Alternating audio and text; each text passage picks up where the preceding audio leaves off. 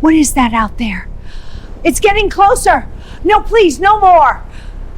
The blizzard pressed against the diner windows like a living thing. White, relentless, swallowing streetlights one by one until the world outside dissolved into nothing. Inside, the air hung heavy with old coffee and fryer grease, the last echoes of a dinner rush long gone. Alina wiped the counter in slow, aching circles, her red apron frayed at the edges, her shoulders carrying the weight of another double shift. 25 years old, and already her hands felt older than her grandmother's. She was thinking about the rent notice taped to her door, the way her little brother's voice cracked on the phone last week when he asked if she'd be home for Christmas. The neon sign above the register flickered, buzzing like a dying insect. Then the bell above the door gave a thin, shivering jingle. Alina looked up. A small figure staggered in on a gust of ice. An elderly woman, silver hair plastered flat by wet snow, expensive wool coat sodden and clinging like a second, drowning skin. She stood frozen in the doorway, eyes wide and clouded, lost in a way that went deeper than the storm. Something inside Alina cracked open. Not pity, something fiercer, older. The same instinct that had once made her stay up all night holding her feverish baby sister, whispering promises she couldn't keep. She dropped the rag and moved before she could think. "Ma'am," her voice came out soft, careful, the way you'd speak to something fragile enough to shatter. "Come here, you're freezing."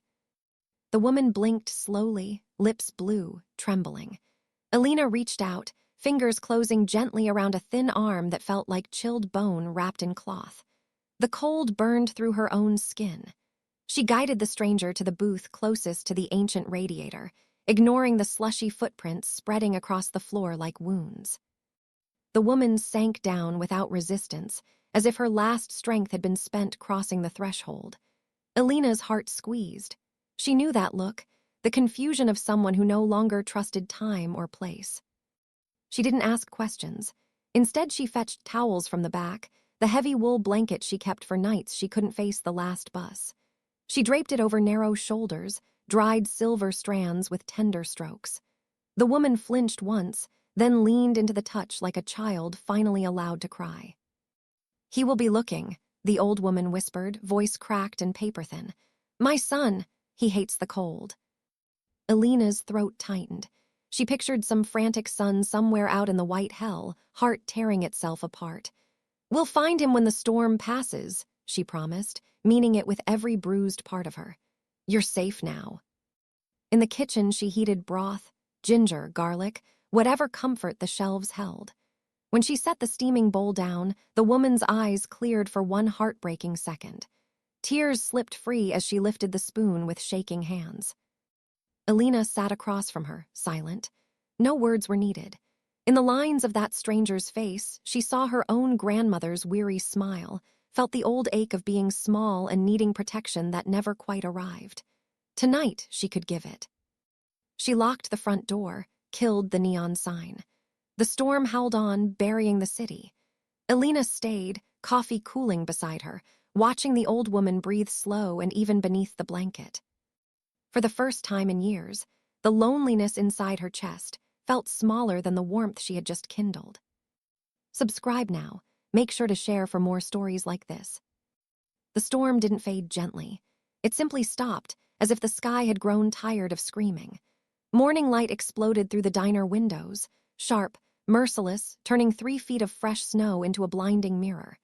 Alina woke with a jolt, neck screaming from the awkward angle against the tabletop, cheek sticky, where it had pressed to a napkin. For one panicked heartbeat, she forgot where she was. Then she saw the booth across from her. The old woman, Mrs. Park, though Alina still didn't know her name, was still curled beneath the wool blanket, small and impossibly still. Only the slow rise and fall of her chest proved she hadn't slipped away in the night. Alina exhaled so hard it hurt.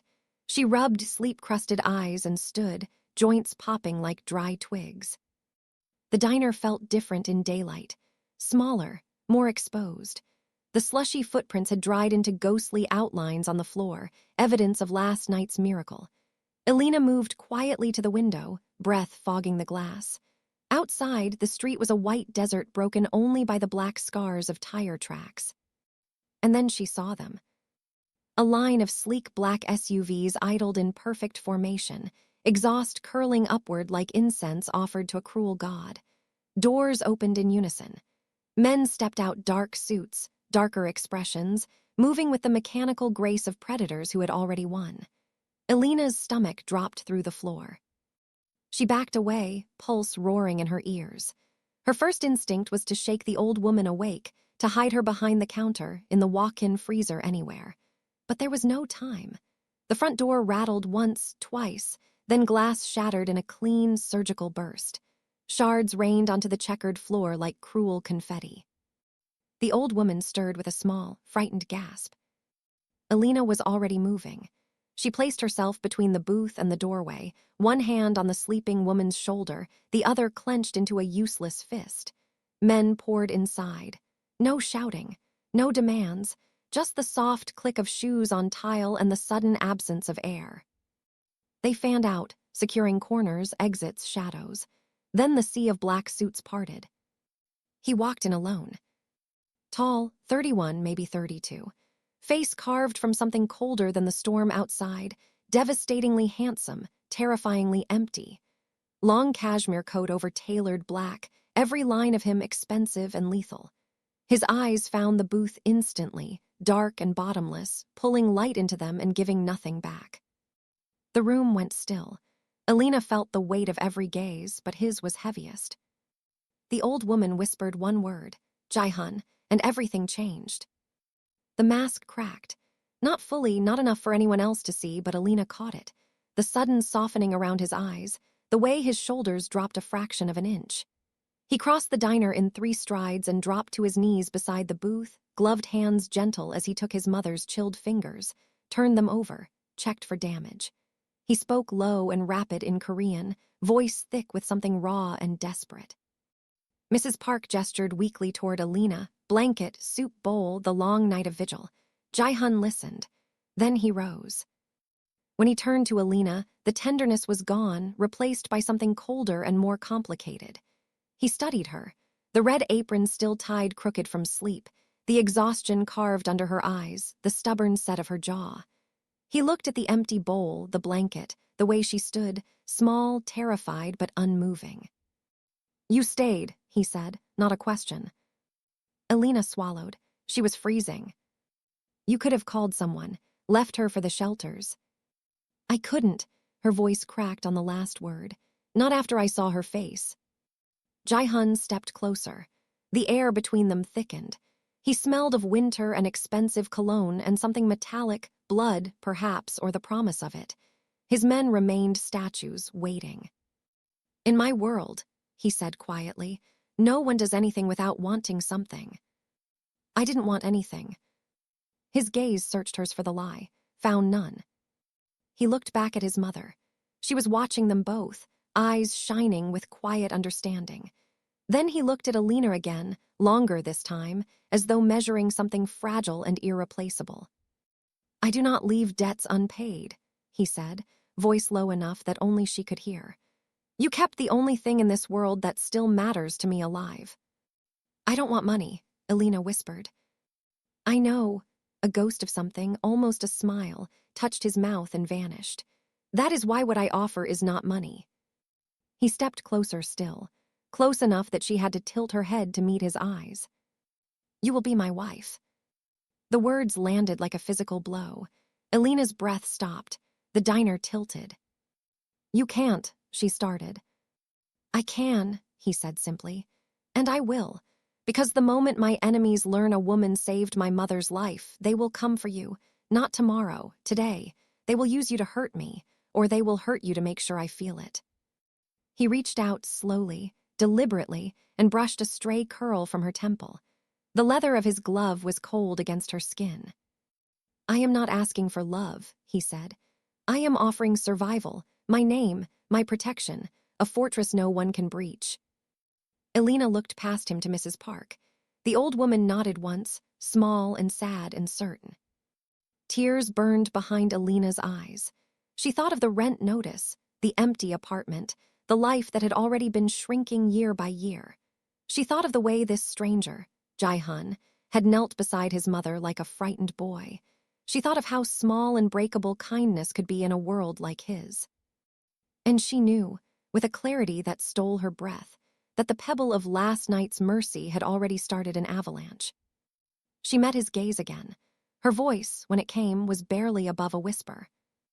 "I didn't save her so you could own me." Jae-hun's expression didn't change, but something flickered deep in those void dark eyes, something almost like regret.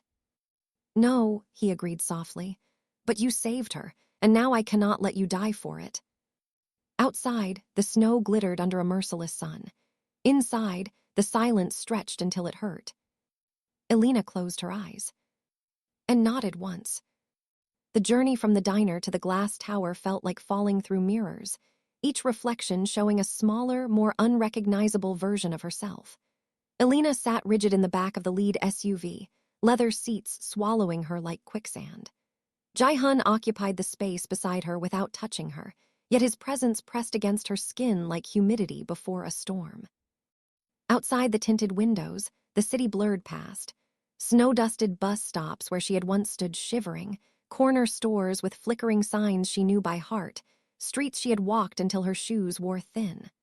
All of it receded, growing distant and doll-sized, as though she were watching her old life through the wrong end of a telescope.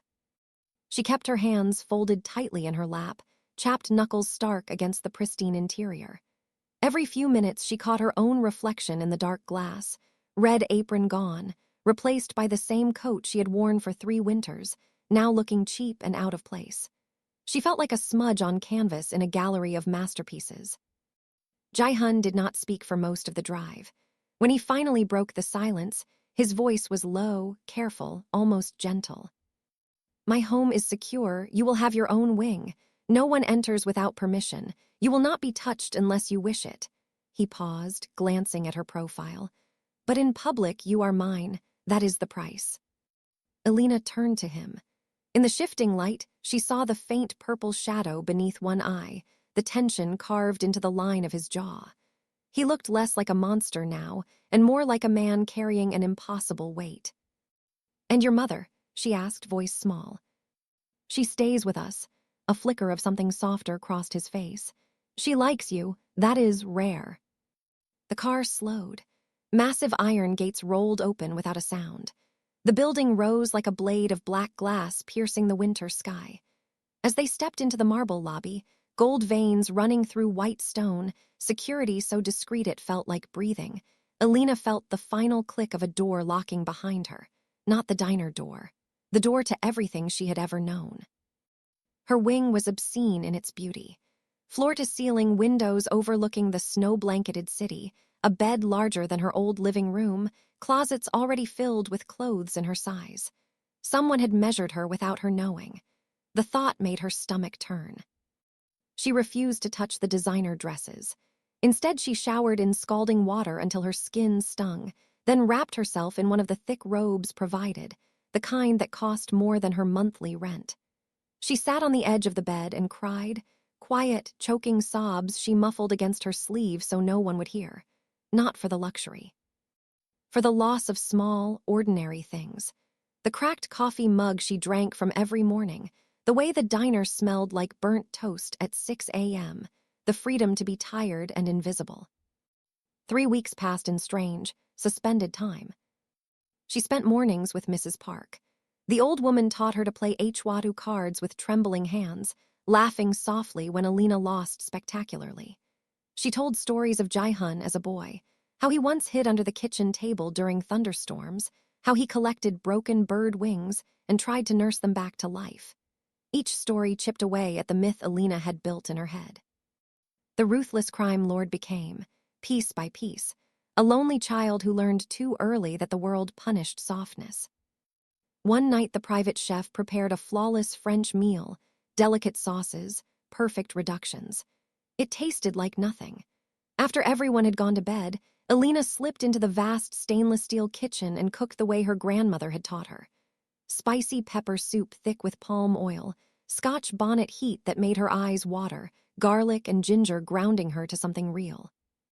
She didn't hear him come in. Jae-hun stood in the doorway, suit jacket gone, shirt unbuttoned at the collar. A fresh bruise bloomed dark along the side of his neck. He watched her stir the pot, hips swaying unconsciously to a song she hummed under her breath. When she turned and saw him, she didn't startle. She simply reached for a bowl. "You look like you've been in a fight," she said, sliding the steaming bowl across the island. "Eat, it helps." He stared at the food, then at her. In his world, women demanded diamonds or disappeared when they saw blood. They did not offer soup at 2 in the morning. He sat, took a spoonful. The spice hit like a memory he didn't know he had.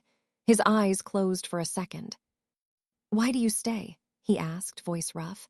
"The doors are unlocked, the elevators work, you have not tried to leave." Alina leaned against the counter, arms crossed over the robe. "Your mother needs me." She hesitated, then met his gaze. "And maybe I'm tired of being afraid of everything out there. At least the monsters here are polite." A ghost of a smile touched his mouth, the first real one she had seen. It made him look almost human. "Not all of them," he murmured. They sat in silence after that, 2 survivors sharing heat in the cold. The soup cooled between them. Outside, snow began falling again, soft and relentless, covering the city in white silence.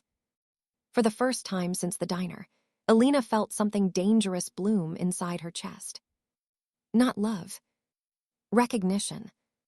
The invitation arrived in a black velvet box tied with crimson ribbon, delivered by a silent man in a dark suit who vanished as quickly as he appeared. Inside lay a single cream card engraved in gold foil, the Winter Gala. Attendance required. Beneath it, in Jae-hun's precise handwriting, "You will wear red." Alina stood before the full-length mirror in her wing, the crimson velvet gown clinging to her like spilled wine. The fabric was heavy, liquid, trailing behind her in a regal sweep that made her feel both regal and ridiculous. A diamond choker rested cold against her throat, Jae-hun's gift, delivered that morning without ceremony.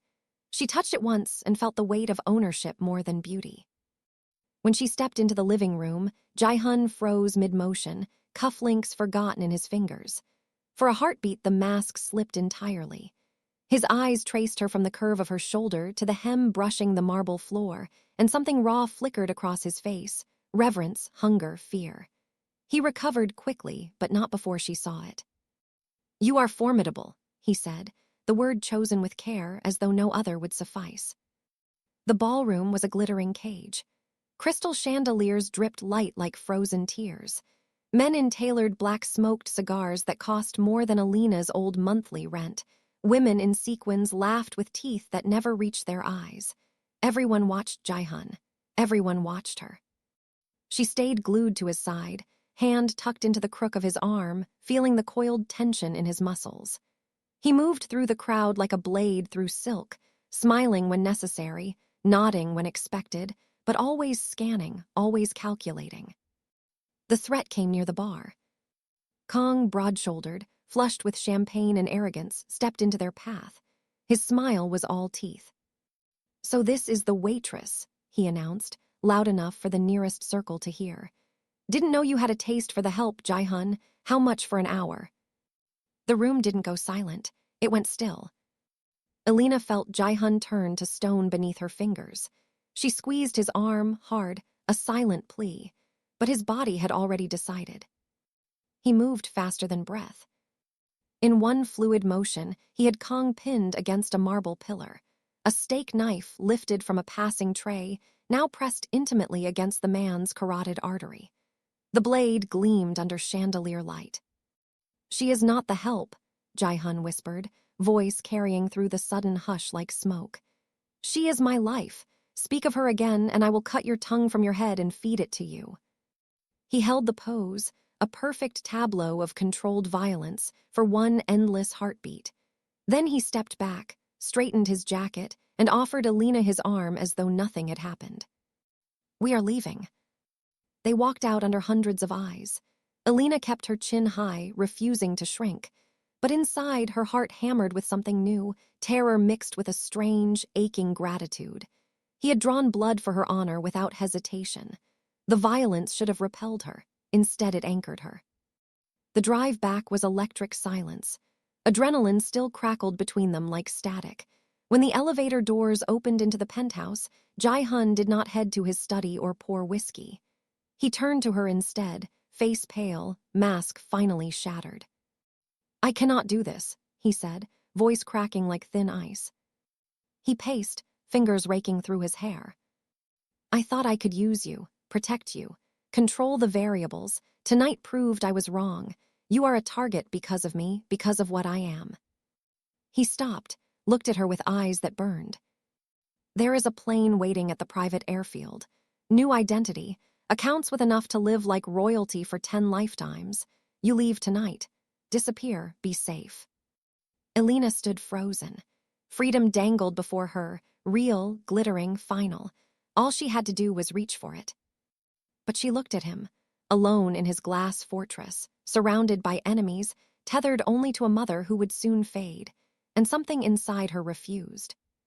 She crossed the room slowly, heels clicking on marble like a countdown. When she reached him, she took his trembling hands in hers. "No," she said. Jae-hun stared, stunned. "Did you not hear me? They will come for you." "Let them come." Her voice was steady, surprising even herself. "You saved me from a life that was already disappearing. I'm not going to leave you to face this alone." She lifted one hand to cup his face, feeling the tension in his jaw, the faint tremor beneath his skin. "I'm not just a waitress anymore, Jae-hun, and I'm not just a contract."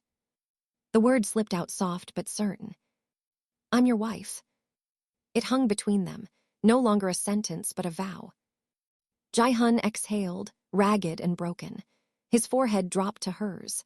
For the first time he let himself lean, arms wrapping around her, pulling her close until there was no space left for fear. He buried his face in the curve of her neck, breathing her in like she was oxygen after drowning. Outside, snow began falling again, soft, silent, relentless, blanketing the city in white. Inside, 2 survivors finally stopped running. The penthouse was never truly silent. There was always the soft hum of the city far below, the whisper of climate control, the occasional sigh of glass shifting in the wind. But that night, after the gala, after the knife and the vow, the quiet felt different, thicker, alive, holding its breath. Elena stood at the floor-to-ceiling window in the living room, still wearing the crimson gown, though she had kicked off the heels hours ago. Snow drifted past in slow, hypnotic spirals, catching the glow of the city lights and turning them into tiny falling stars. She pressed her palm to the cold glass and felt the chill seep into her skin, grounding her. Jae-hun had disappeared into his study after they returned. She had let him go without a word, sensing he needed space to rebuild the walls she had just watched crumble. But now the clock had ticked past 3 a.m. and the silence had grown too heavy. She found him in the library, a room she had rarely entered. Floor-to-ceiling shelves of leather-bound books in languages she couldn't read, a single lamp burning low on the desk. He sat in the high-backed chair, elbows on his knees, face buried in his hands. The bruise on his neck had darkened to deep violet. His shirt was still open at the collar, sleeves rolled to the elbows, revealing faint scars she had never noticed before, old stories written in skin. He didn't look up when she entered, but his shoulders tensed, then slowly relaxed, as though her presence alone had loosened something knotted inside him. Elena crossed the room barefoot, the carpet muffling her steps. She stopped in front of him, close enough that her gown brushed his knee. "Jae-hun," she said softly. He lifted his head. His eyes were red-rimmed, exhausted in a way that went beyond one night. For the first time, she saw no calculation there, no mask, no strategy. Just a man who had spent too many years carrying everything alone. "I almost lost you tonight," he whispered. "Not to a bullet, to my own arrogance. I brought you into this world thinking I could control the damage. I was wrong." She knelt slowly, bringing their faces level. The diamonds at her throat caught the lamplight and threw tiny prisms across his cheek. "You didn't bring me," she said. "I chose to stay." His laugh was small, broken. "You chose survival." "No." She reached out, hesitated, then rested her hand against his chest, feeling the unsteady beat beneath her palm.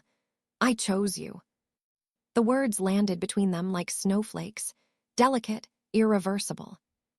Jae-hun closed his eyes as though the admission hurt. When he opened them again, they were wet. I don't know how to do this, he admitted, voice raw. Love, trust, any of it.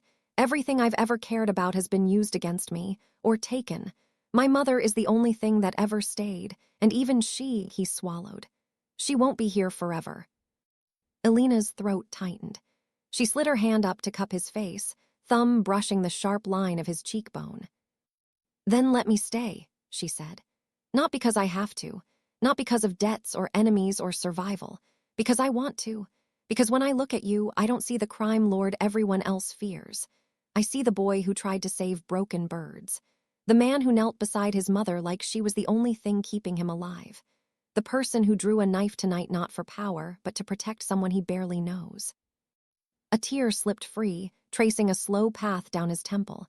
He didn't wipe it away. I'm afraid, he said, so quietly she almost missed it. Of what they'll do to you, of what I'll become if they take you. Then be afraid with me, she answered. We'll face it together. She leaned forward until their foreheads touched. His breath hitched. Slowly, carefully, his arms came around her, tentative at first, then tightening as though he feared she would vanish if he let go. She wrapped her arms around his neck, fingers threading into his hair, and felt the shudder that ran through him. They stayed like that for a long time. Two people who had spent years building fortresses around their hearts, finally letting the walls touch instead of stand apart.